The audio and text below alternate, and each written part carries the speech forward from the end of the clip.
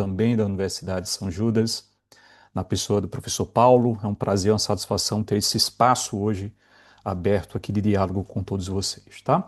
Vou compartilhar aqui minha apresentação. Vocês me confirmem apenas se chegou para vocês, tá? Agora tô ok, Cass.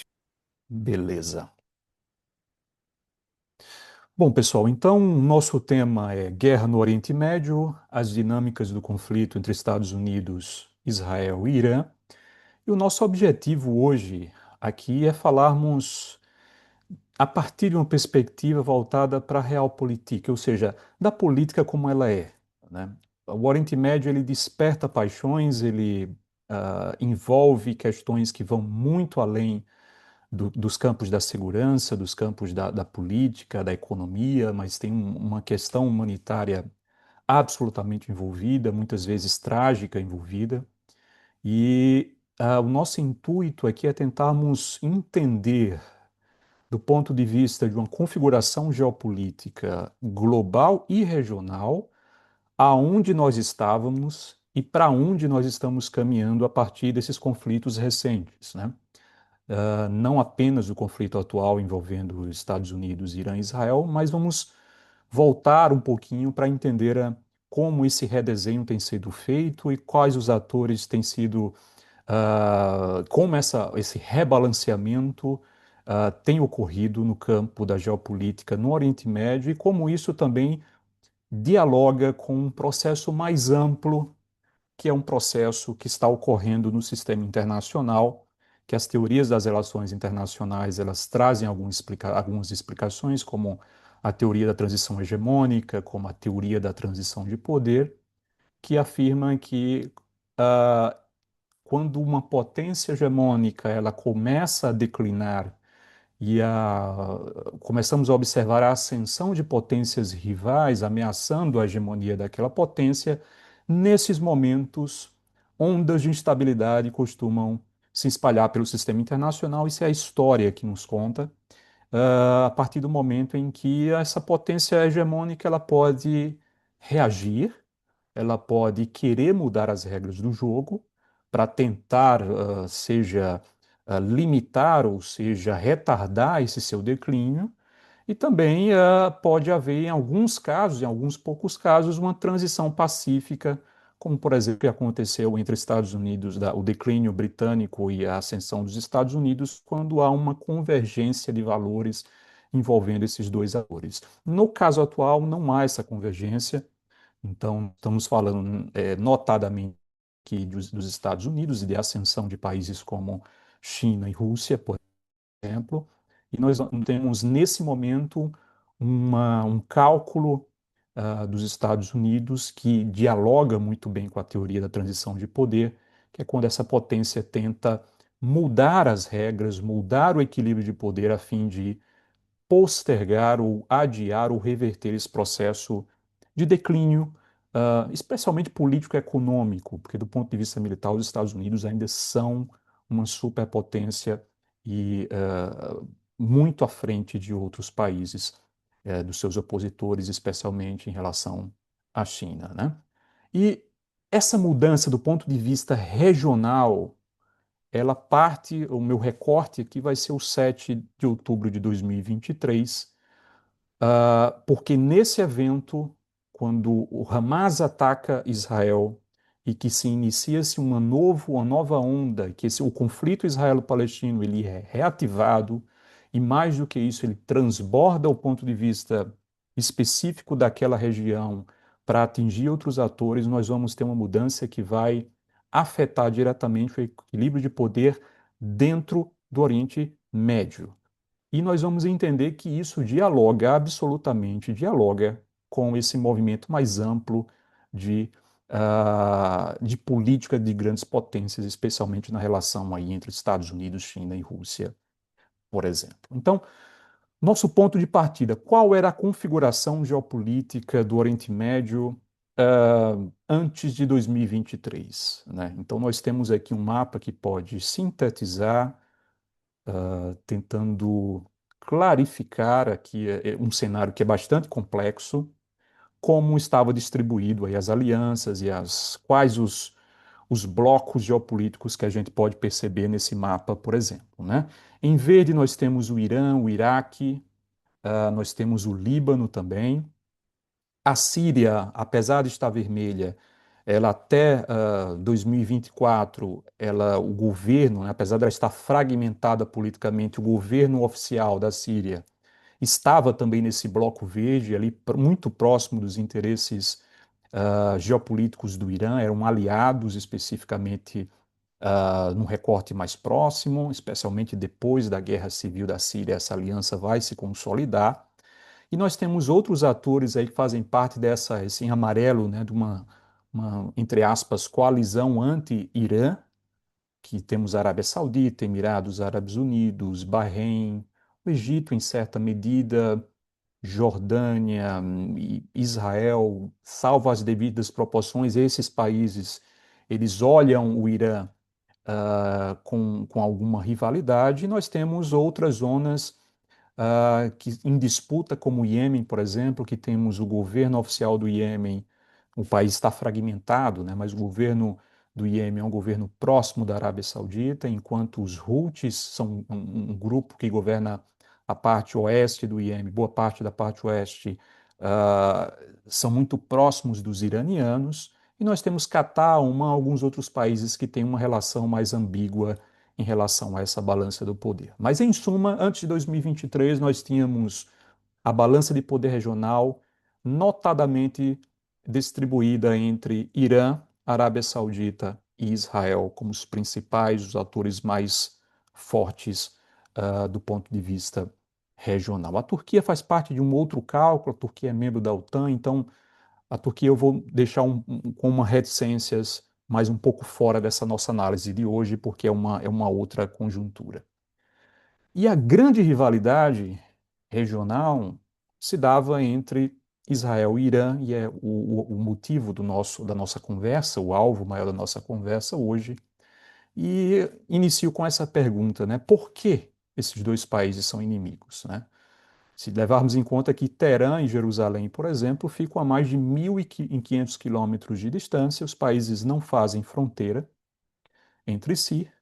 Nós temos uma memória histórica persa-judaica que é, em grande parte, uma memória positiva, e, de fato, essa presente hostilidade entre esses dois estados nem sempre existiu, né? É um recorte, e essa hostilidade vai nascer especificamente em 1979, mas antes, até 1979, nós tínhamos ali uma relação estratégica discreta entre esses dois países, entre 50 e 70. Eles compartilhavam interesses comuns naquele momento, né? Eram países aliados do Ocidente. Então, esses países compartilhavam da oposição aos movimentos nacionalistas árabes, especialmente o movimento liderado pelo Nasser, né? Pelo Gamal Nasser, no Egito. E esses dois países se mantinham ali, tinham uma cooperação militar e econômica mantida em segredo. Estamos falando de 79, então um recorte temporal ainda bem próximo à criação do Estado de Israel. E depois de 49, essa relação entre Estados Árabes e Israel, elas praticamente não existiam, né? Os Estados Árabes não reconheciam a existência de Israel, só a partir do Egito, depois da guerra contra o Egito, entre Israel e o Egito, que o Egito vai ser o primeiro Estado árabe que vai, de fato, reconhecer a existência de Israel. Então, essa cooperação era uma cooperação discreta por conta da sensibilidade dessa questão, né? E o Ben-Gurion, que era o primeiro-ministro de Israel, chegava a dizer que a relação entre Israel e Irã era uma relação amigável, informal, mas não secreta, e baseada em benefícios mútuos antes de 1979. Em 79, nós vamos ter um movimento que vai nascer da grande insatisfação popular iraniana, um movimento que vai nascer também da falta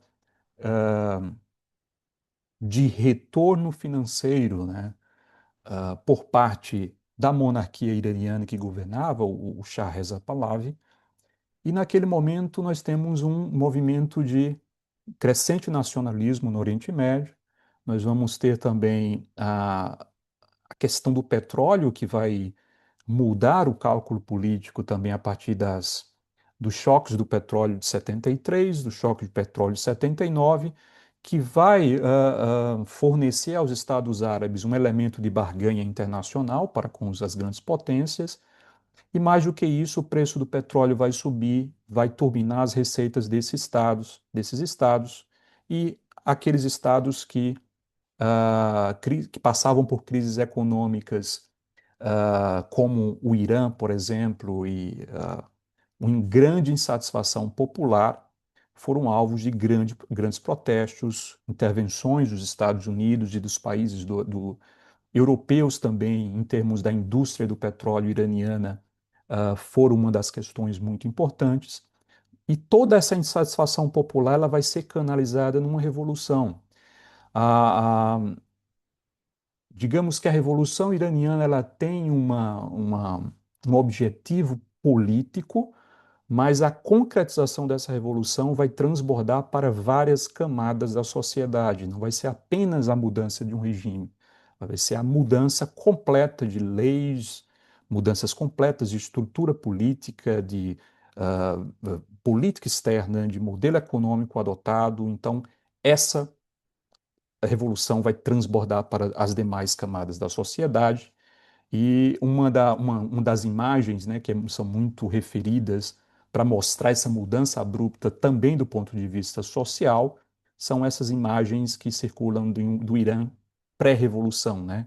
Um Irã muito mais voltado para valores e tendências ocidentais no seu dia a dia, mas essa revolução ela vai ocorrer de modo com que a religião ela vai assumir um papel tanto político como social, e vai redefinir as regras e os princípios da sociedade iraniana. Então, essa revolução ela vai ser um ponto de inflexão muito importante em 1979, especialmente porque vai ser estabelecida uma república islâmica em substituição do regime monárquico. Vai haver uma mudança constitucional, né? Uma constituição que estabelece o Islã xiita como base desse sistema político e legal, e o fortalecimento do clero xiita e das instituições religiosas também. Do ponto de vista de política externa, nós vamos ter uma mudança importante, uma mudança de paradigma de política externa. Então, a ascensão de um ayatollah, né, como líder supremo do Irã, vai ser acompanhado com uma política extremamente contrária a Israel e aos Estados Unidos, e uma ideologia anti-ocidental, e Israel sempre visto e referido como o pequeno Satã e os Estados Unidos como o grande Satã. Então houve essa promoção da resistência islâmica e a gente vai acompanhar isso na evolução posteriormente, né? Então essa revolução ela vai criar essa ruptura nas relações entre o Irã e o Ocidente, especificamente do Irã com os Estados Unidos e com Israel, e mais do que isso, essa retórica do regime considerava que Israel fosse os Estados Unidos seriam inimigos do Islã e representantes dos interesses ocidentais no Oriente Médio. Então vai haver uma ruptura de relações e ao longo dos anos nós vamos ter uma mudança no papel do Irã do ponto de vista regional. Isso é muito importante a gente entender para compreendermos como chegamos até aqui, né? Então, em 79, o Irã, a Revolução Iraniana muda completamente a política externa iraniana. O Irã entra em guerra logo depois com o Iraque. Então, Irã e Iraque passam a se balancear mutuamente do ponto de vista geopolítico, se tornam dois rivais. O Iraque do Saddam Hussein era um Iraque sunita contra o Irã xiita uh, pós-revolução, né? E nós temos a primeira guerra Irã-Iraque, que vai durar 10 anos, vai ser uma das guerras mais mortais. Os dois países vão sair absolutamente destruídos dessa guerra. Mas algo vai acontecer logo no início dos anos 2000 que vai favorecer o posicionamento iraniano na geopolítica regional. Vai ser exatamente a guerra ao terror. E a guerra ao terror que vai derrubar o Saddam Hussein vai colapsar o regime que, de certa forma, balanceava a influência iraniana no Oriente Médio. Então, se você tira, se você enfraquece o regime iraquiano, né, que foi a invasão dos Estados Unidos ao Iraque, em 2003, nós vamos ter a queda do regime que, de certa forma, balanceava o Irã. Então, sem Saddam, com esse novo regime iraquiano, o Irã começa a expandir a sua influência cada vez mais para o Oriente Médio, e especificamente a partir de suas proxies, né, que a gente ouve muito falar agora, como temos nesse mapa. Nós temos o Irã, ele começa a apoiar grupos armados dentro do Iraque. No Líbano, isso já vinha de várias décadas, essa relação com o Hezbollah, principalmente ao sul do Líbano. E nós vamos ter, a partir de Gaza, também essa aproximação com o Hamas. E no Iêmen, também aqui embaixo, uma relação com os Houthis no Iêmen, na guerra civil do Iêmen, Jihad Islâmica também. Então, a estratégia iraniana para projetar o seu poder é esse apoio às suas proxies, cercar os seus principais inimigos, né? Então, Israel cercado ali com a influência iraniana sobre o Hezbollah, sobre o Hamas, uh, sobre as milícias iraquianas também, de certa medida, e nós temos uma, um ponto de inflamação com os sauditas a partir da guerra do Iêmen, já que a Arábia Saudita mantinha essa relação de apoio com o governo oficial do Iêmen e o Irã apoia os Houthis nesse conflito em prol de uma mudança de regime no Iêmen. Então, essa estratégia iraniana se dá pela projetar seu poder através da limitação, uh, limitar os movimentos dos seus rivais através de proxies, sem que necessariamente esse Estado seja comprometido, né? Então, o Irã poderia ela poderia não assumir qualquer responsabilidade sobre o que as proxies estavam fazendo.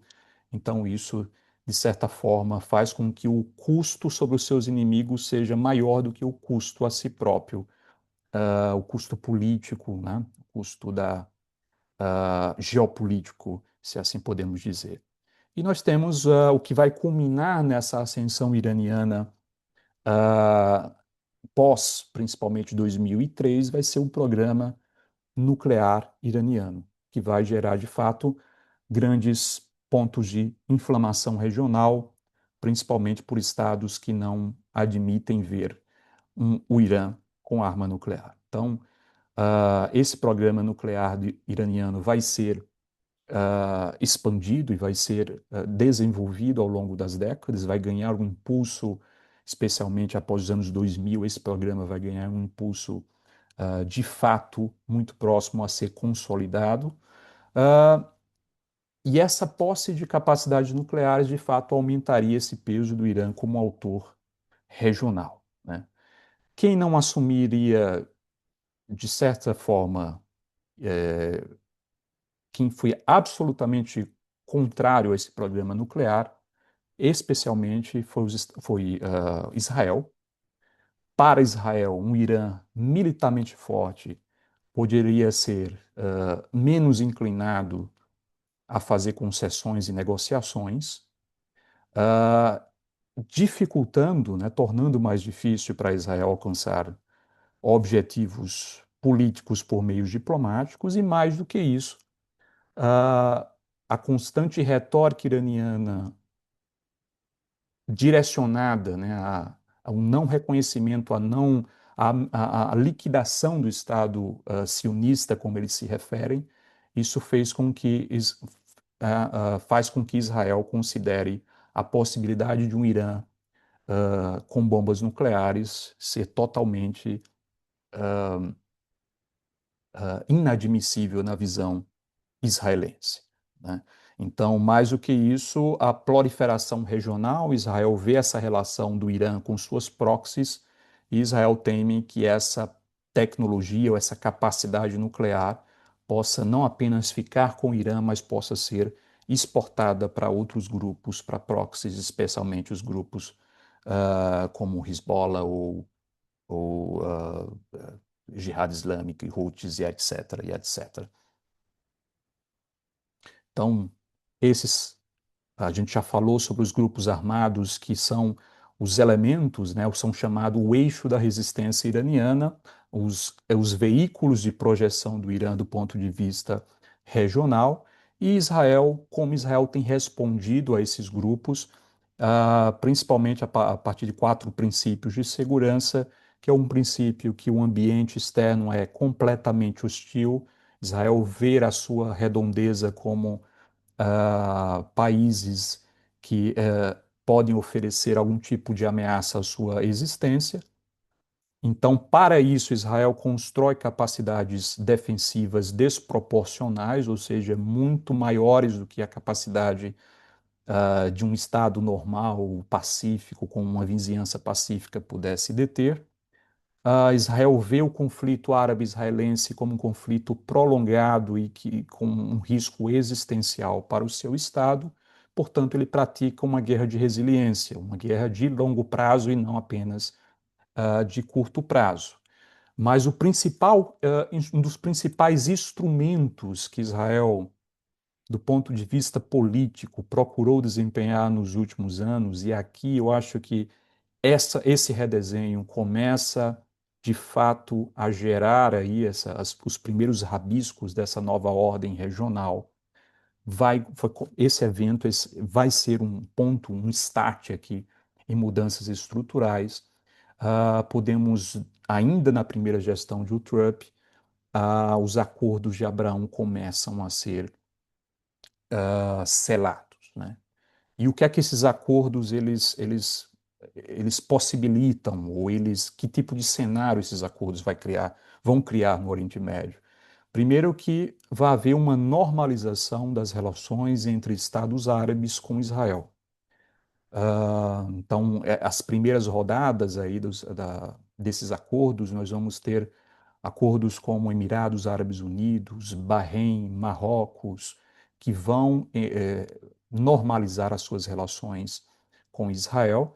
E mais do que isso, é do interesse de Israel, mas um interesse também enorme dos Estados Unidos. E nós vamos entender quais são os interesses americanos nisso. Uh, mas antes de irmos para os interesses americanos, é importante a gente trazer os interesses dos estados da região, especialmente as monarquias do Golfo, né? O que é que está acontecendo com os países do Golfo que tem levado esses países a procurar normalizar suas relações com Israel ou se aproximar dos Estados Unidos em alguma medida ou diversificar, muitas vezes, enquanto assinam um acordo com os Estados Unidos e com Israel, em algumas semanas assina acordo com os chineses e com outros países, por exemplo, é a nova dinâmica que o Oriente Médio, especialmente as monarquias do Golfo, vão ter que lidar. E eu chamo isso de 2 T's, né? O primeiro T a gente já tratou sobre ele, que é o T da transição hegemônica, essa redefinição do equilíbrio internacional, e o segundo, a transição energética. E aqui é um ponto crucial para entendermos também o movimento dos países do Golfo. Transição energética, estamos falando de petroestados, de países que desenvolveram as suas sociedades, desenvolveram um pacto rentista, né, em que o bem-estar social é estabelecido através da rentabilidade dos recursos provindos da exportação dos hidrocarbonetos, mas nós temos um contexto que agora uma projeção de que o petróleo, em algumas décadas, vai deixar de ser o principal, seja pelo esgotamento das suas reservas, seja pela transição energética, o petróleo vai deixar paulatinamente de ter a importância que teve nas últimas décadas. E isso cria um dilema: como essas economias que foram baseadas nesse rentismo vão sobreviver sem os recursos do petróleo? Então, esses países têm procurado, a Arábia Saudita, por exemplo, o Saudi Vision 2030 vai tentar apontar para um novo dinamismo econômico, então vai tentar tornar o país como um hub de negócios e de investimentos, de tecnologia, um hub entre o Oriente e o Ocidente, né, por sua posição geográfica. Então, vai investir pesadamente nessa área, na área de tecnologia, de turismo, as super cidades que os sauditas estão construindo, por exemplo. Nós temos o Catar promovendo uma Copa do Mundo, nós temos novas ah, ah, pistas sendo construídas, que já foram construídas no Oriente Médio para disputas de Fórmula 1, de corridas de Fórmula 1. Então, nós temos um dinamismo tentando redefinir essas economias para que se preparem paulatinamente, de uma forma gradativa, para essa transição energética e para essa era pós-petróleo. E para isso, esses países precisam de uma região estável. Eles não podem desenvolver esses novos países, essas novas economias, se a região for uma região que esteja em constante conflito.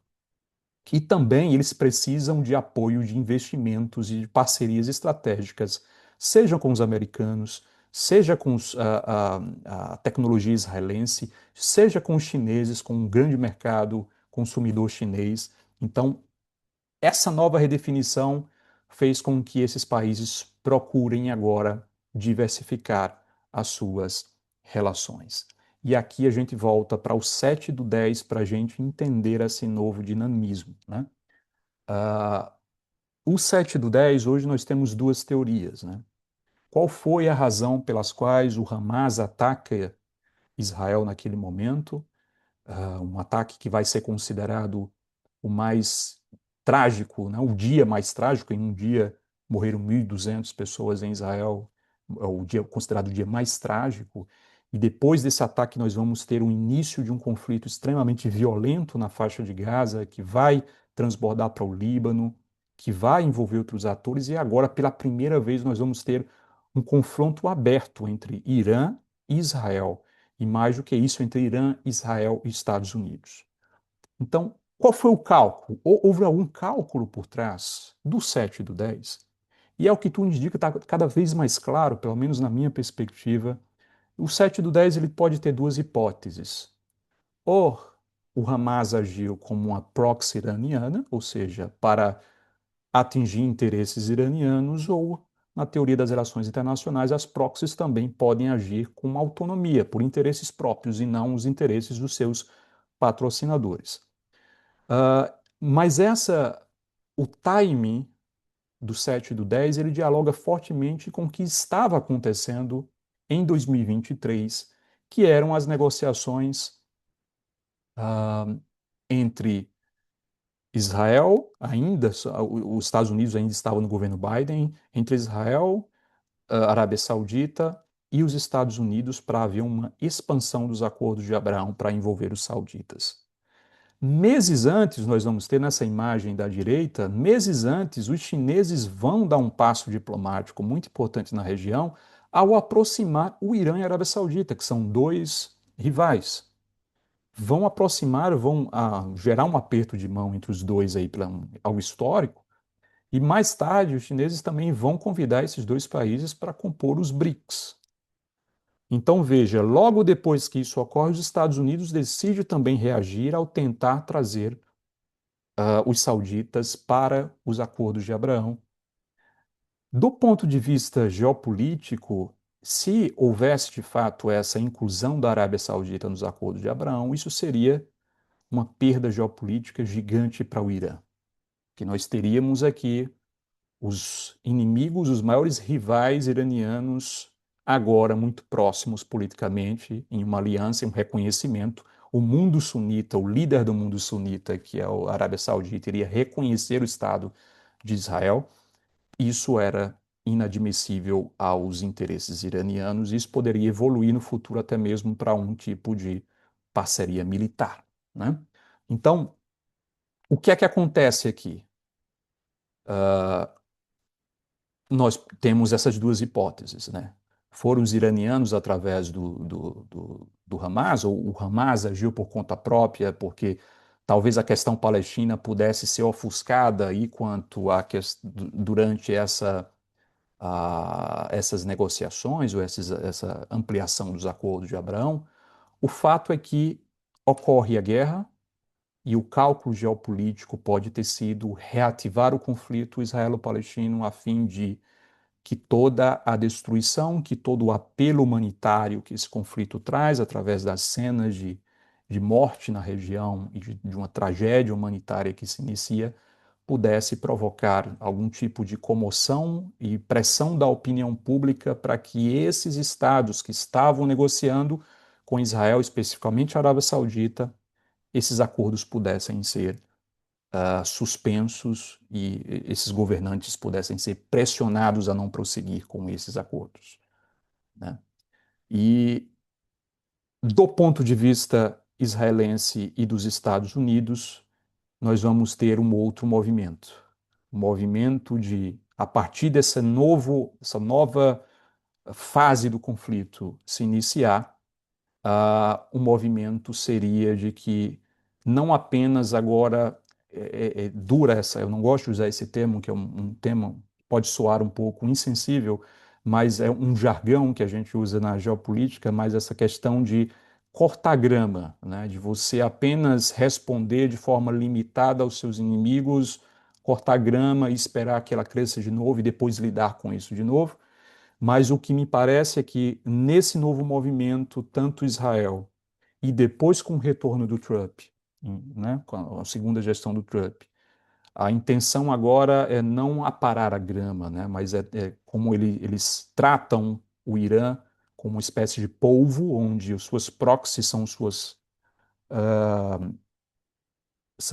seus tentáculos e a cabeça é o Irã. A estratégia me parece muito mais agora cortar os tentáculos e depois atingir a cabeça, que seria o regime iraniano.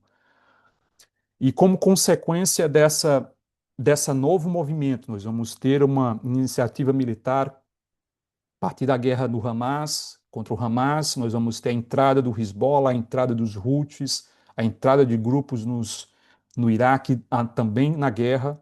Então, nós vamos ter várias frentes se abrindo novamente no conflito, e nós vamos ter uma guerra no sul do Líbano contra o Hezbollah. Nós temos ataques também sendo realizados contra os Houthis no Iêmen, contra grupos pró-Irã na Síria e no Iraque. E aqui nós vamos ter os primeiros grandes movimentos geopolíticos ocorrendo. E o primeiro grande movimento geopolítico que ocorre a partir do 7 de 10 de 2023 vai ser a queda de Bashar al-Assad na Síria. Durante esses ataques, né, contra grupos armados na Síria, nós vamos ter uma oportunidade para os grupos opositores ganharem terreno e destituírem Bashar al-Assad, que era um dos principais apoiadores uh, da Síria na região, né, um dos principais parceiros do regime de Teherã. E se vocês analisarem aqui no mapa, como é que o Irã abastecia, por exemplo, o Hezbollah no Líbano, né, se eles não fazem fronteira direta? Então, uh, esse, uh, a transmissão, né, de recursos militares se dava principalmente pelo Iraque, onde o Irã teria acesso a partes do Iraque, e principalmente através da Síria, quando tinha o regime de Bashar al-Assad. Então, quando Bashar al-Assad cai, você rompe a ponte terrestre que liga Teherã até o Hezbollah, que é o grupo mais forte militarmente falando dentro desses proxies iranianos, as proxies iranianos. Então, esse primeiro movimento aqui vai gerar essa dificuldade do Irã de continuar abastecendo o Hezbollah no Líbano. Mais do que isso, o Hamas vai ser, a faixa de Gaza vai ser absolutamente atacada, e as capacidades do Hamas ela vai ser reduzida de forma substancial também. E chegamos na Guerra dos 12 Dias, que foi a guerra do ano passado, o primeiro conflito aberto entre Israel e Irã, né? Desde 1979, apesar de toda a rivalidade, não havia um ataque direto entre esses dois atores. E nós vamos ter a primeira. O objetivo naquele momento seria atrasar ou destruir o programa nuclear iraniano. E agora nós temos um novo conflito. E dessa vez os argumentos do Trump e também do Netanyahu, eles são duais. Em alguns momentos o argumento é o programa nuclear iraniano, ou essa tentativa de reconstrução do programa nuclear, mas também fala-se em derrubar o regime, uma mudança de regime ou uma oportunidade de haver uma mudança de regime no Irã. Uh, e aqui nós temos algumas, por exemplo, ataques concentrados meio da cúpula militar iraniana, militar e política, a começar, né, pelo Ali Khamenei, que era o líder supremo iraniano, que foi morto nos primeiros dias do conflito. E é importante a gente citar aqui, né, por que essa dualidade de objetivos, né? Porque a guerra ela tem um objetivo político. A guerra é a política feita de outra forma, né, por outros meios. Quais são os objetivos políticos? Eu acredito que essa dualidade de ora dizer que é o regime, de ora dizer que é o programa nuclear, isso serve especialmente para o desfecho do conflito. Porque os atores sabem a dificuldade e a complexidade de derrubar um regime como o regime iraniano, que é um regime absolutamente cristalizado ao longo de décadas, com uma estrutura política muito forte, com estrutura política muito infiltrada em todas as camadas sociais. Portanto, a partir dessa dificuldade, os atores não podem sair, especialmente o Trump, ele não pode sair com um discurso de derrota, caso não consiga. Então, se não conseguir derrubar, se não conseguir o golpe ou a destituição desse regime, os Estados Unidos podem vender que houve uma completa destruição do programa nuclear iraniano. Então, as forças retóricas, o objetivo político está muito bem guardado entre os militares e talvez entre a cúpula política, mas a forma com que eles se expressam é de acordo com as suas pretensões futuras, né? Mas é interessante a gente perceber como o Irã tem reagido a esse conflito, né? Primeiro momento, essa imagem à direita, a gente já está aqui preparando a nossa aterrissagem, para nosso término. Mas nessa imagem da direita, algo recente que aconteceu, que tem abalado os mercados de petróleo, que foi o fechamento do Estreito de Hormuz por parte do Irã. Essa região aí, por esse estreito, passam aí quase um terço do petróleo internacional, e muito desse petróleo vai para a China, que é um aliado iraniano, por exemplo. Os chineses não estão nada felizes com esse fechamento. Ah, e é importante a gente entender que o Irã também tem um cálculo muito importante do ponto de vista do mercado de petróleo. Se você analisar a destituição do presidente Nicolás Maduro na Venezuela, país com as maiores reservas de petróleo comprovadas no mundo, muito pouco exploradas. O Irã como um grande estado, também um petroestado. A Rússia também como um petroestado. Esses três estados estavam, de certa forma, construindo um mercado paralelo de petróleo. Então vejam que Venezuela, Irã, e isso não é apenas do interesse dos Estados Unidos, mas também dos interesses dos países do Golfo, que são os principais atores aí no mercado convencional de petróleo. E se analisarmos também a questão europeia, o Irã tem grandes reservas de gás natural, e se o regime cair, um regime mais simpático, mais aberto ao Ocidente ascender, esse gás natural pode fornecer, pode abastecer, especialmente países europeus que hoje estão encerrando seus vínculos comerciais com Moscou, por exemplo, né?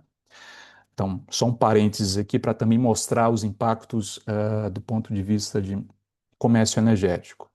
E aqui nós temos registro de locais onde houve, lugares onde foram atacados, né, onde o Irã tem respondido não apenas contra Israel, não apenas contra os Estados Unidos, não apenas contra bases militares dos Estados Unidos em outros países no Golfo, mas nós temos inúmeros ataques em Dubai, nos Emirados Árabes Unidos, até no Azerbaijão nós tivemos recentemente.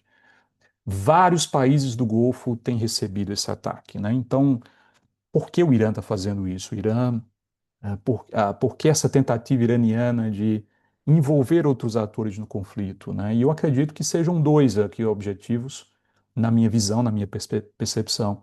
Primeiro, gerar impactos econômicos contra as potências do Golfo, que são países que a sua razão de Estado é uma razão pautada pelas questões econômicas. Então, são países que querem ah, representar esse novo hub turístico e tecnológico para o mundo, seguro e aberto para o mundo. E a partir do momento em que há essa fechamento dos espaços aéreos, né? Empresas como Qatar Airlines, empresas como a Emirates, que são empresas regionais, sofrendo grandes prejuízos, né, por conta do espaço aéreo fechado, o Estreito de Hormuz fechado, gerando impactos também. E isso pode ser uma tentativa desesperada do Irã de pressionar os governos a tentar pressionar os Estados Unidos e Israel para diminuírem ou desescalarem ou cessarem esses ataques contra o Irã para evitar perdas econômicas. Mas também o impacto, ao meu ver, tem sido um efeito contrário. Esses países já estão falando em provavelmente também entrarem no conflito atacando o Irã, como Emirados Árabes Unidos. O próprio Azerbaijão, que foi atacado, começou também a dialogar sobre essa possibilidade de atacarem também o Irã. Então, e também uma guerra mais ampla, uma guerra mais difícil de ser resolvida, algo que saia do controle, pode gerar também insatisfação tanto do ponto de vista doméstico, nos Estados Unidos, especialmente, estamos falando em ano de eleições, e boa parte da, dos apoiadores do Trump defendem e sempre voltaram a partir dessa política do não envolvimento em conflitos prolongados e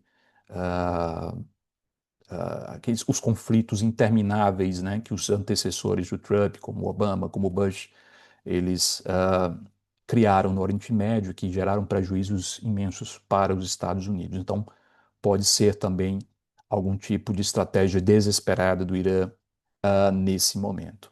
Então, para encerrarmos essa nossa exposição e a gente abrir para perguntas e para interação,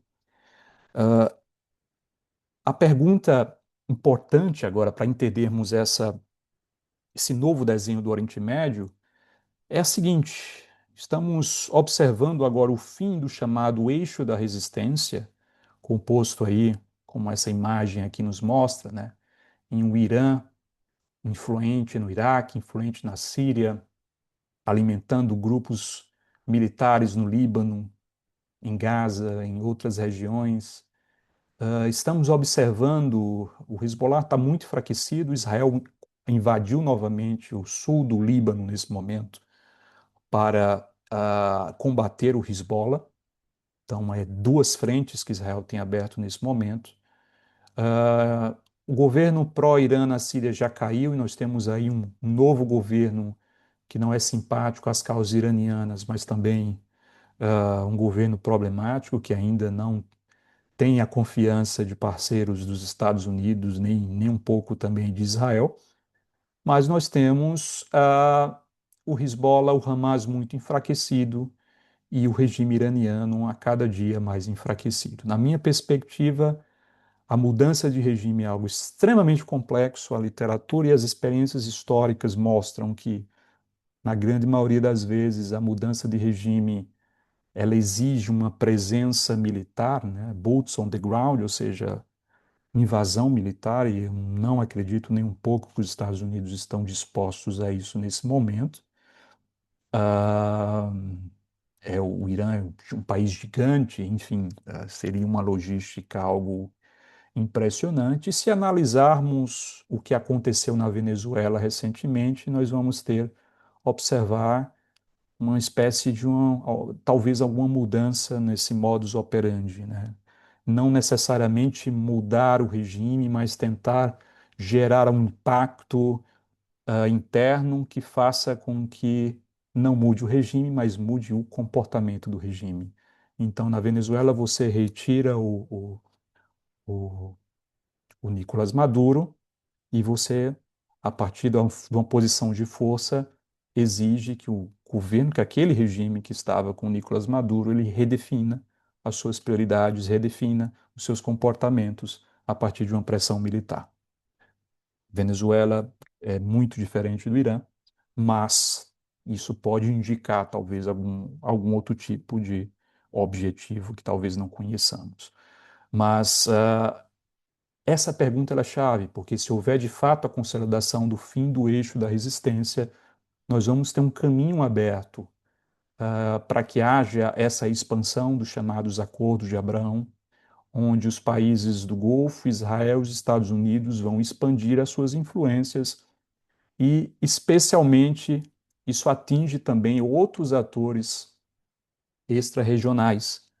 Se analisarmos os interesses russos, como, por exemplo, a Rússia tinha na Síria um grande apoiador, um grande parceiro na Síria, inclusive bases militares russas, bases navais na Síria, uh, e o Irã também como um grande parceiro de Putin, especialmente no fornecimento de tecnologia de drones, os drones que os russos hoje utilizam, por exemplo, na guerra da Ucrânia, tecnologia, os russos aprenderam a produzir os seus próprios drones a partir da experiência e da troca de tecnológica com Teherã. E nessa nova conjuntura, a gente também tem que avaliar como fica o projeto One Belt One Road da China, que tipo de impacto isso pode ter nessa projeção econômica chinesa a longo prazo. A China importa muito petróleo do Irã, por exemplo. Então, se houver uma troca de regime, como a China será impactada do ponto de vista econômico? Então, são vários aqui as camadas, são vários os atores, são vários os objetivos e as estratégias, mas nesse momento procurei trazer um retrato mais preciso possível para vocês fazerem as suas próprias reflexões, tá bom? Então, agradecer a atenção, a companhia e o convite mais uma vez do Leon e da Universidade de São Judas, e fico à disposição aqui para que a gente possa, enfim, interagir e responder possíveis perguntas que vocês tenham. Muito obrigado. Muito obrigado, professor Cássio, pela exposição e queria aproveitar esse momento para elogiar a sua apresentação. Estava muito bonita, então foi ótimo acompanhar a sua didática junto com a apresentação. Espero que vocês também tenham conseguido engajar durante essa exposição e queria abrir agora oficialmente o momento de perguntas e respostas da nossa aula. Então vocês podem escrever aqui no Q&A, na caixinha, que tem um ponto de interrogação na parte inferior do Zoom, ela já está aberta a todos vocês. E também lembrar que o link para registro de presença, para vocês que querem receber o certificado de horas complementares dessa palestra, por favor, preencham ali o link que está no chat, tá bom? O link foi enviado ao longo dessa aula. É só você entrar na parte do chat do webinar e apertar no link e escrever as suas informações. E, por favor, preencham de maneira correta, porque são essas informações que a gente vai usar na hora da emissão do certificado. Professor Kess, a gente está recebendo algumas perguntas aqui já. Eu vou dar início, então, à leitura das nossas perguntas, professor. Uma pergunta anônima para a gente dar início. Essas influências do Acordo de Abraão no Oriente, na prática, se manifestam ou se manifestariam de que maneira? Os acordos, eles têm uma... Obrigado, Mari, pelas palavras e pelos elogios generosos. De fato, os acordos de Abraão, eles podem se materializar do ponto de vista simbólico, que, uh, que é a aceitabilidade, o reconhecimento da existência de Israel no mundo árabe. Isso, o Irã, ele tem reagido profundamente a isso. A teocracia, um dos pontos centrais da teocracia é esse antagonismo contra esse reconhecimento. Mas mais do que isso, em acordos econômicos, acordos do ponto de vista tecnológico. Israel é uma potência tecnológica.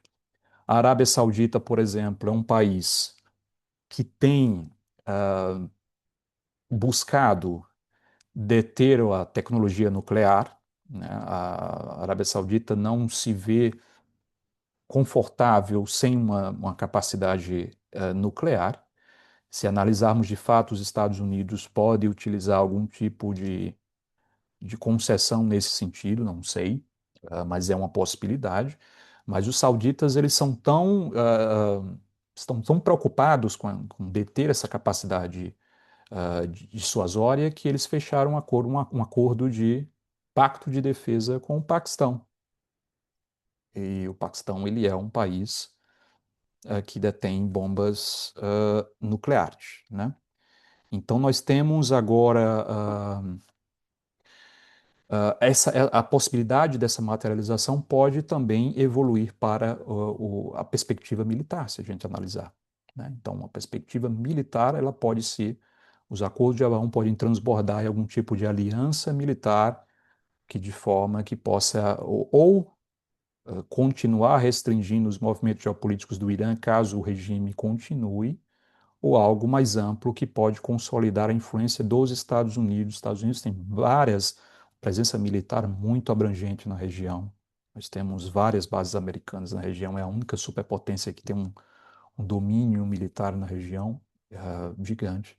Então, e principalmente do ponto de vista dentro desse novo mundo, né, da inovação, da tecnologia, desse hub de comércio, de turismo e de tecnologia que os estados árabes e principalmente as monarquias árabes almejam, né? Obrigada, professor. Lendo a nossa próxima pergunta, professor, na sua leitura, a Rússia ou até mesmo a China podem reagir de alguma maneira nessa guerra para confrontar os Estados Unidos? Esse é um ponto, né? Esse é um ponto muito interessante que a gente tem que trazer aqui, né? Como eles reagiriam? Do ponto de vista militar, do ponto de vista econômico, nós temos hoje uma China muito próxima dos Estados Unidos. Mas do ponto de vista militar, hoje nós temos ainda como eu falei no início da minha exposição, os últimos eventos têm nos mostrado que os Estados Unidos ainda estão muito à frente. Se a gente analisar os orçamentos militares, a gente já vê essa discrepância, né, dos Estados Unidos para o segundo lugar. Então, como esses atores podem responder? A Rússia está atolada no Oriente Médio, ou sua guerra contra a Ucrânia. A Rússia está atolada em uma guerra de atrito que já dura aí 3 anos. Ah, estamos aí entrando no quarto ano. Então, uma guerra absolutamente desgastante economicamente e também militarmente para a Rússia. Do ponto de vista, nós temos aqui a experiência da Venezuela, por exemplo. Venezuela foi também, o regime mudou, era um regime muito próximo da Rússia também.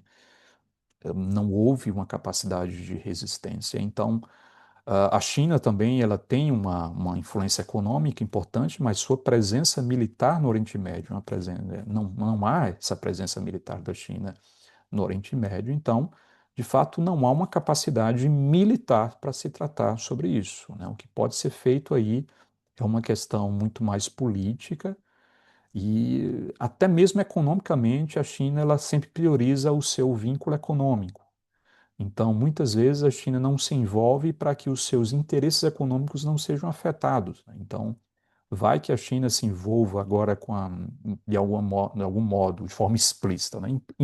De forma da diplomacia vedada, isso apoio certamente ocorre. Mas se houver algum tipo de ação mais contundente da China, isso pode ter impactos também no seu acesso ao petróleo, do Irã, por exemplo, nesse momento, que é um grande fornecedor de petróleo para eles. Então, o interesse chinês sempre vai do ponto de vista econômico. Se algo afetar a China economicamente, haverá uma retaliação também do ponto de vista econômico, como houve com o tarifaço, a guerra tecnológica envolvendo China e Estados Unidos, sempre no mesmo âmbito. Mas militarmente, os chineses, nesse momento, só estariam preparados para responder, na minha avaliação, se algo ocorresse ali em Taiwan, que é ali o centro nevrálgico do interesse e também da sua capacidade militar está direcionada para aquela região. E a Rússia também, por conta da questão da Ucrânia, oferece um apoio muito limitado hoje, do ponto de vista militar. Perfeito, professor Cássio. Temos mais algumas perguntas aqui. Que bom que vocês estão engajando. Essa é a oportunidade de vocês. Então, fiquem à vontade, escrevam aqui as suas perguntas. Professor Cássio, essa pergunta aqui é do Ismael. Aí ele diz: Boa noite, professor. O que explicaria o silêncio sino-russo diante das recentes transformações mundiais, com os Estados Unidos mudando toda a ordem multilateral e tentando acabar com a influência de ambos os países ao redor do mundo? Muito obrigado, Ismael, por sua pergunta. Eu não consideraria um silêncio, né? Eles estão falando, estão provocando, estão sempre nas Nações Unidas condenando tudo o que está acontecendo, especialmente agora, o que aconteceu com a Venezuela, nesse momento, né? Mas é aquilo, né? Quando você se expõe demais, quando você fala demais, isso traz o peso da responsabilidade de agir, né? Então, na medida, quando você não tem essa capacidade de agir, ah, talvez as palavras elas percam um pouco essa força, né? Essa força de propulsão, de chegar na mídia e hoje essa capacidade ela está limitada por essas questões que eu expus na resposta anterior, na limitação, a penetração militar dos Estados Unidos na região, ela é absolutamente soberana do ponto de vista regional, né? Uh, então, a voz da China e da Rússia nesse momento, ela pede um pouco de reverberação nesse sentido, mas certamente são atores que têm interesse nevrálgico e têm agido em outras formas. A gente tem uma guerra midiática, uma guerra de informação, uma guerra para afetar especialmente a opinião pública e o que pode ser nesse momento, estamos falando aqui de dois governos, se a gente olhar para Israel e Estados Unidos, são dois regimes que dentro do espectro democrático liberal, então eleições podem ocorrer. E informação, a guerra de informação, a influência sobre opiniões públicas, eles podem afetar os cálculos de longo prazo desses países a partir de como os públicos domésticos vão responder a tudo isso, né? Então, são formas de agir não militar, mas há diversas formas. A gente tem uma guerra também cibernética, ah, ocorrendo no mundo, então todas essas formas, esses conflitos, eles se interagem. A China, a Rússia e os Estados Unidos estão guerreando também a partir dessa guerra, mas em frentes diferentes, né? Os músculos estão do lado, nesse momento, do lado dos Estados Unidos e de Israel, mas nós temos outros elementos que têm sido instrumentalizados certamente pelo lado russo e chinês, mas elementos que são menos visíveis e que não saem nos noticiários, né? Professor, continuando nessa mesma linha de raciocínio, a gente tem uma pergunta anônima aqui, perguntando se o continente europeu tem se manifestado de alguma maneira nessa guerra Oriente-Estados Unidos. Sim, sim. Nós tivemos a manifestação do Reino Unido recentemente. O Reino Unido permitiu a utilização de algumas bases britânicas para fins logísticos, para fins defensivos e não estruturas, né, defensivas e não para ataque, né? O primeiro-ministro britânico proibiu o envolvimento nos ataques, mas forneceu a sua infraestrutura de defesa antiaérea, né, e forneceu em apoio aos Estados Unidos e a Israel. Nós tivemos algumas reações contrárias, por exemplo, a reação do primeiro-ministro espanhol, né, condenando o conflito, rejeitando qualquer tipo de envolvimento. A Itália também, da Merloni, falou que não vai participar do conflito. A França já também se pronunciou, utilizando, colocando à disposição, né, infraestruturas inclusive, se eu não me engano, não, eu me peço perdão por algum tipo de confusão, eu já estou um pouquinho aqui, já são mais de meia-noite, então nesse momento a cabeça já fica um pouquinho ah, numa rotação menor, mas se não me engano mudou um porta-aviões ou foi um submarino, alguma coisa que a França mandou lá para a região, para o Mediterrâneo, para apoiar as forças dos Estados Unidos e de Israel. Ah, Aqui na Holanda não tem, não houve ainda, eu vi, nenhuma manifestação nesse sentido, mas alguns países europeus estão se manifestando sim em relação ao conflito. E, inclusive, algo que foi até bom você citar a questão da Europa, é que houve uma explosão de um drone iraniano, e um drone iraniano ele foi interceptado no espaço aéreo da Turquia, né?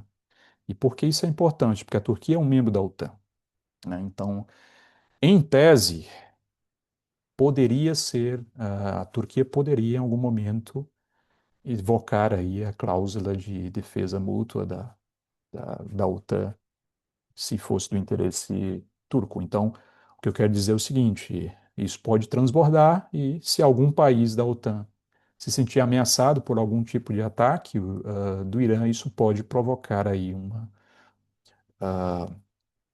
um transbordamento e a inclusão de outros atores nesse conflito, né? O que torna tudo muito, muito perigoso. Bom, temos muitas perguntas. Vamos ver se a gente vai conseguir responder todas elas. Vamos seguir com uma pergunta aqui do Luiz Souza. É, Considerando um cenário hipotético de uma profunda transição ou mesmo colapso do regime atualmente vigente no Irã, quais seriam as ramificações geopolíticas imediatas e de médio prazo para a segurança e estabilidade regional no Oriente Médio? Especificamente, como a ausência ou uma reconfiguração drástica do apoio iraniano impactaria a sustentabilidade e as operações da rede de atores não estatais, incluindo milícias subestatais ou grupos insurgentes ou terroristas, e dictar a salvaguarda das rotas marítimas vitais para o comércio energético global, como o estratégico Estreito de Hormuz. É um redesenho que pode mudar muita coisa. Foi Luiz, né, Luiz, se eu não me engano, que fez essa pergunta. Luiz, a possibilidade de uma mudança no regime iraniano vai mudar muita coisa, né? Pode mudar muita coisa, né? Então você tem um aquecimento russo, você tem a possibilidade de os Estados Unidos reagirem, mas veja como é delicado a coisa, né? Porque você cita a questão chinesa, mas se você analisar a recente expansão do BRICS, nós temos a entrada da Arábia Saudita e do Irã. Então, se esse regime de fato mudar, pode haver uma saída do Irã dos BRICS, por exemplo, né? Os Estados Unidos podem utilizar esse novo redesenho para tentar atingir a China em alguma medida. Eu acho muito pouco provável que haja um impacto na relação da China com as monarquias do Golfo, mas pode haver uma grande reconfiguração das relações da China com o Irã e com a Rússia, a relação do Irã com a Rússia.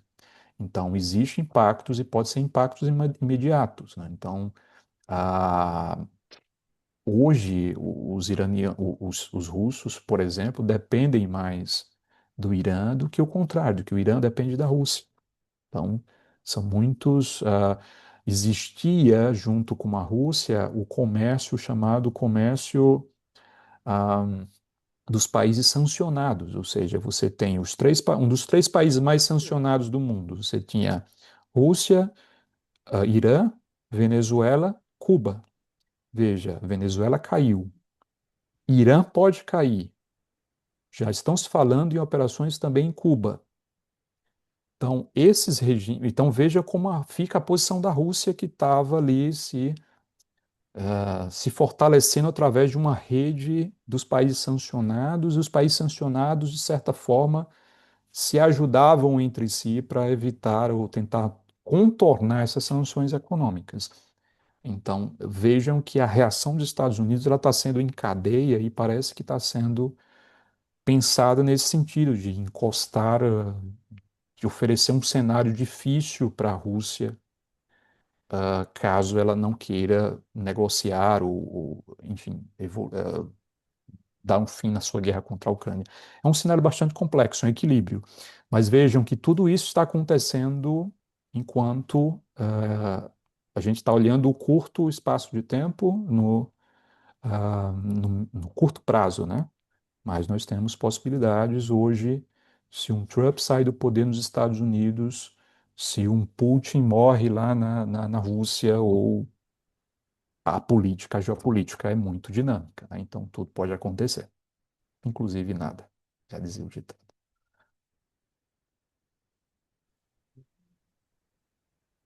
Obrigada, professor Cassi. A gente tem mais uma pergunta do professor Luiz. É, vamos seguir com ela.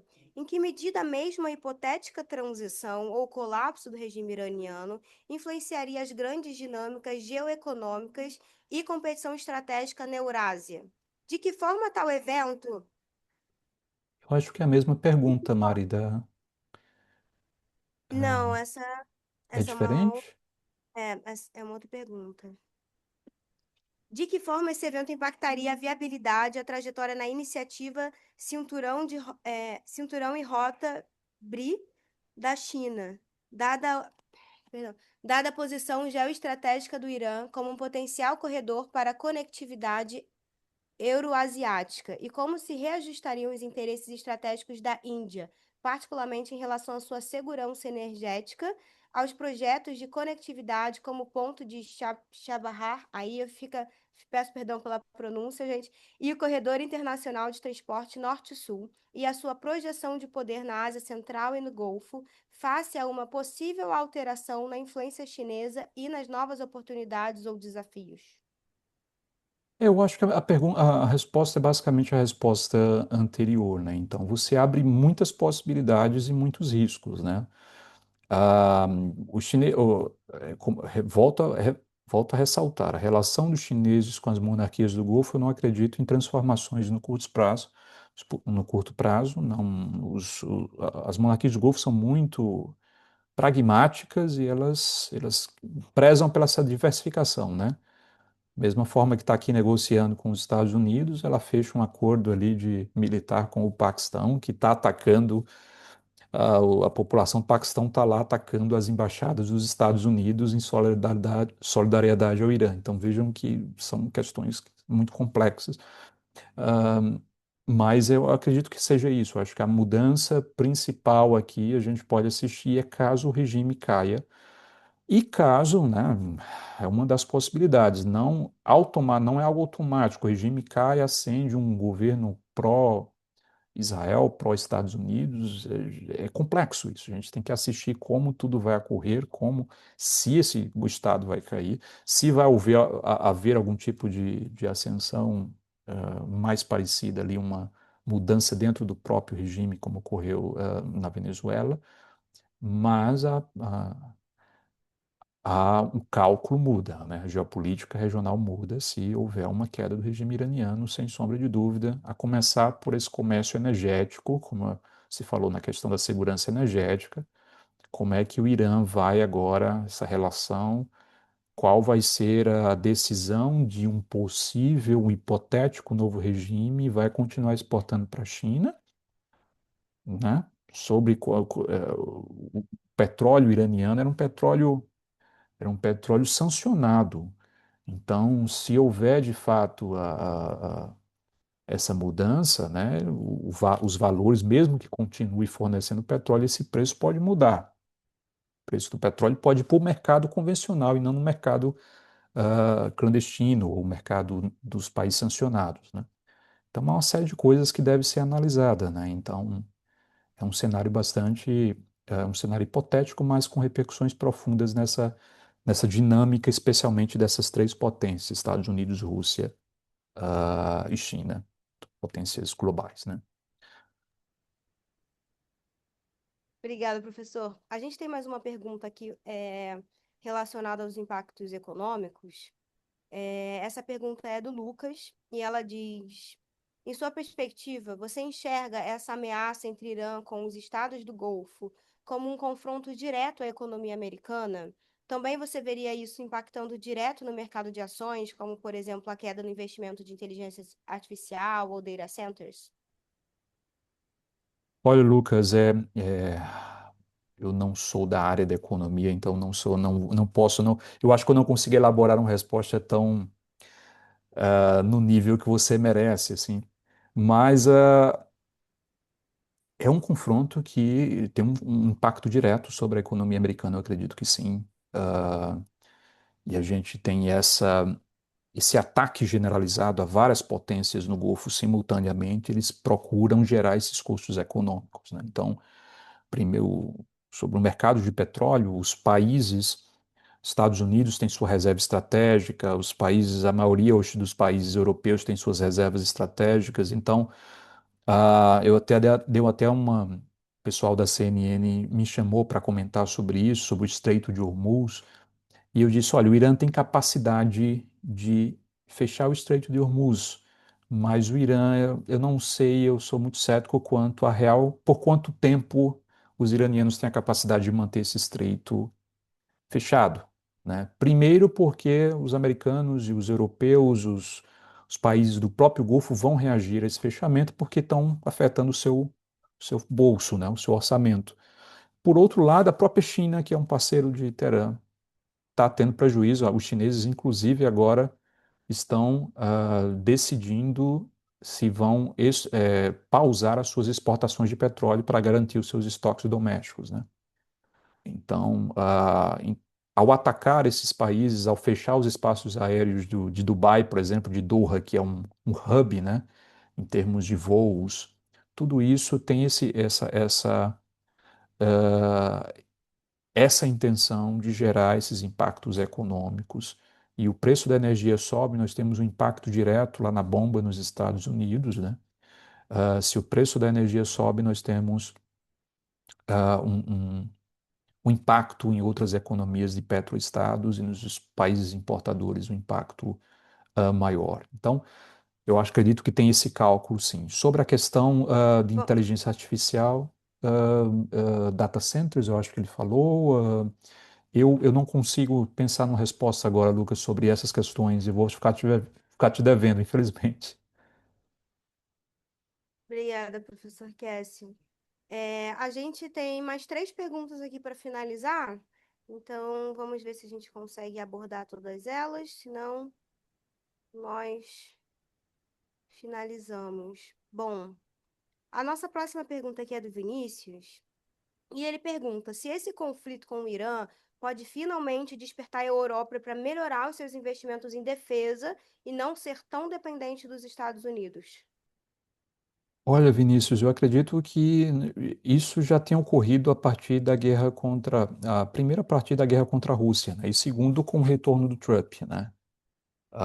O Trump ele utilizou uma estratégia de pressionar os europeus ainda no seu primeiro mandato, né, de exigir aí no primeiro mandato que os países investissem 3% do PIB em defesa, e agora aumentou para 5% a exigência aos membros da OTAN para investir 5% do PIB em defesa.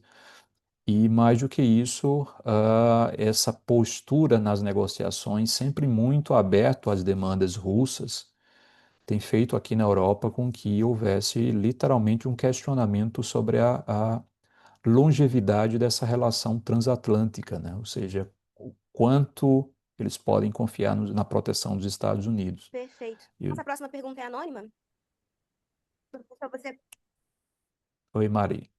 Ah, Você ficou alguns minutos travados. Pode só repetir o final da sua resposta, por favor? tá, perdão, perdão.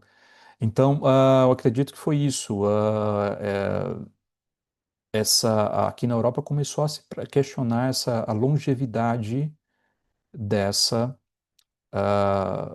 desse comprometimento dos Estados Unidos com a defesa da Europa. Então, começaram a Polônia, por exemplo, a Polônia, por exemplo, aumentou o seu investimento de orçamento de defesa acima dos 5% que foi exigido a partir dos Estados Unidos, né? Então, os países começaram a reagir. Agora, em um momento econômico meio um pouco delicado, né? A Europa tem pago um preço muito alto pelo rompimento comercial em termos de energia com a Rússia, né? Então, a Europa está deixando de comprar gás da Rússia e está comprando um gás muito mais caro, que é o gás natural liquefeito, que vem dos Estados Unidos, que vem do Catar, por exemplo.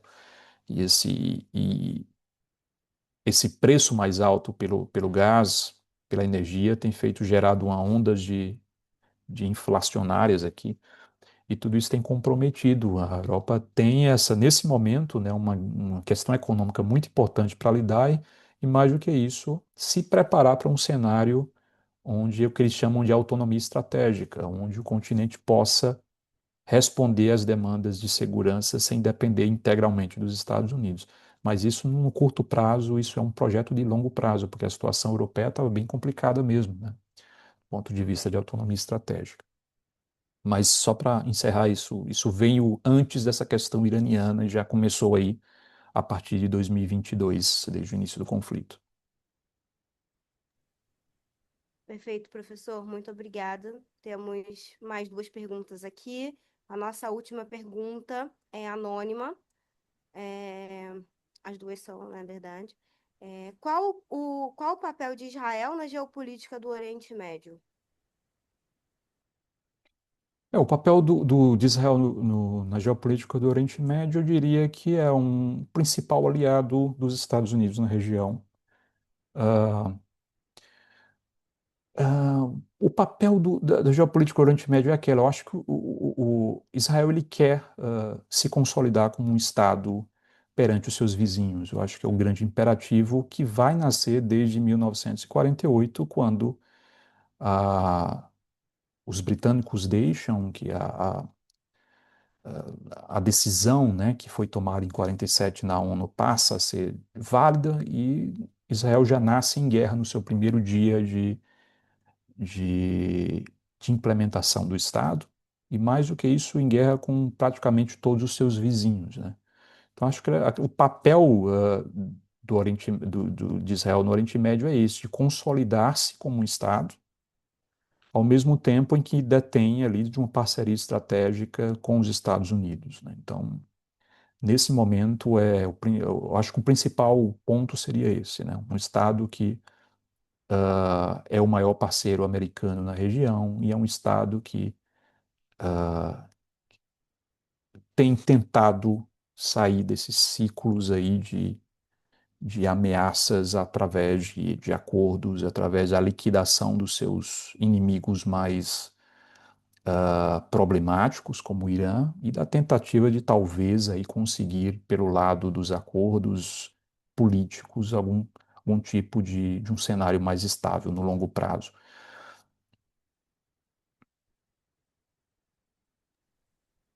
Perfeito, professor. Seguindo para a nossa última pergunta, também anônima. Nesse âmbito, o que a ONU e o Conselho de Segurança devem atuar? A ONU poderia, de alguma forma, perder a credibilidade? E como o acordo de paz liderado pelos Estados Unidos pode se dialogar com esse atual conflito? Eu acho que a ONU ela já perdeu a sua. É difícil dizer isso, né? Mas infelizmente hoje a ONU ela não tem impacto nenhum no cenário internacional, ou impacto nenhum não, impacto bastante limitado, né? Eu acho que o começo do declínio da ONU foi em 2003. 2003 nós temos o início quando os Estados Unidos decidiram invadir o Iraque, e o Conselho de Segurança da ONU, né, não aprovou. O Conselho de Segurança tinha aprovado a intervenção no Afeganistão, mas não no Iraque. E os Estados Unidos foi lá, fez, e ali foi exposta a fratura e a limitação das instituições internacionais, né? Que no momento em que o mais forte ele deseja agir, quem vai impedi-lo, né? Ah, e o segundo ponto é que a estrutura do Conselho de Segurança está totalmente defasada, ela está é uma estrutura cristalizada em uma dinâmica pós-Segunda Guerra que mudou completamente ao longo das décadas, e o poder de veto torna absolutamente impossível, nesse momento de transição de poder no mundo, tomar-se qualquer decisão que possa de fato representar em mudança prática das circunstâncias ou do terreno, do teatro da guerra ou do ponto de vista de acordos de paz, né? Então, o poder de veto, a configuração da ONU e a própria dinâmica extremamente bélica dos principais atores internacionais hoje tornam as Nações Unidas, infelizmente, muito mais simbólica do que efetiva de fato. Precisamos, a ordem está se redesenhando e o sistema internacional precisa de um sistema multilateral que possa acompanhar essas transformações.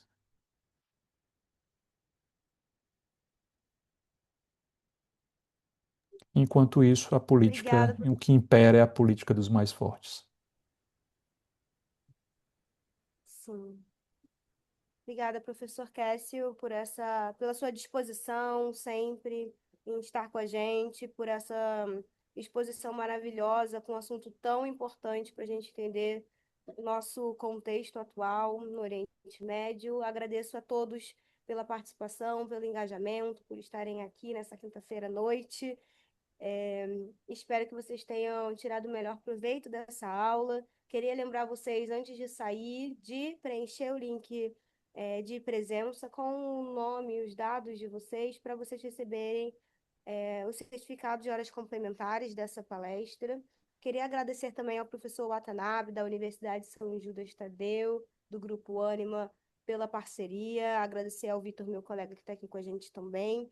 Convidar a todos vocês a seguirem o LEON, o Laboratório de Estudos do Oriente Médio, nas redes sociais. A gente constantemente posta sobre assuntos do Oriente Médio, assuntos históricos ou atualidades, e também a gente usa o Instagram como o nosso principal meio de divulgação das nossas próximas atividades educacionais. Então, se você gostou dessa palestra, você é convidado a participar das nossas próximas, ou mesmo levar uma palestra dessa para a sua universidade.